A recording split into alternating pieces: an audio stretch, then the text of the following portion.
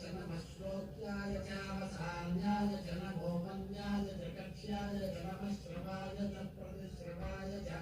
नमः आशुषेणाय चाशुरताय च नमः शूराय चावगिन्धते च नमो कन्मने च मधोकने च नमो बिल्वने च कवचने च नमः श्रुताय च श्रुतसेनाय च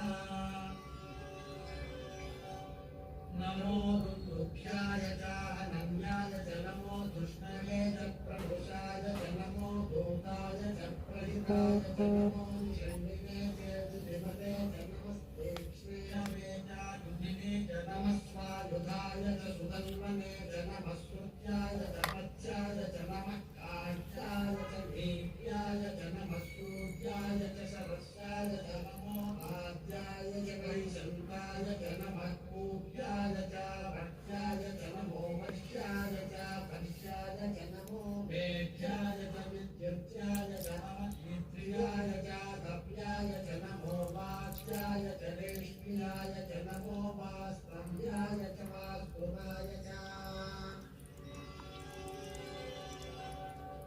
नमः सोमाय च रुद्राय च नमः साम्राय च रुणाय च नमः सिंहाय च पशुपतये च नमः उग्राय च देवाय च नमो अग्रे वदाय च नमो हन्त्रे च हनीयसे च नमो वृक्षेभ्यो हरिकेशेभ्यो नमस्काराय नमः शम्भवे च मयोभवे च नमः शङ्कराय च मयस्कराय च नमः शिवाय च शिवतराय च नमस्तेज्याय च पूर्याय च नमः पाल्याय च पाल्याय च नमः प्रकरणाय चोत्तरणाय च नमः आलाभ्याय च लाभ्याय च नमः सृष्ट्याय च तेन्याय च नमः श्रीकत्राय च प्रभाष्याय च नमः हिरण्याय च प्रवत्याय च नमः किरूशिलाय च क्षयनाय च नमः कपद्मने च पुलस्तने च नमो गोष्ठ्याय च कृत्याय च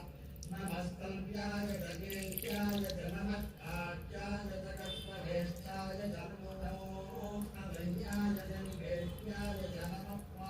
संज्ञाय च रजस्याय च नमः शुष्ट्याय च हरित्याय च नमो लोभ्याय चोलभ्याय च नमः पूर्व्याय च सूर्याय च नमः पन्याय च पन्नसत्याय च नमो पुरमाणाय च विघ्नते च नमः आख्यरते च प्रख्यरते च नमो मह्यरिके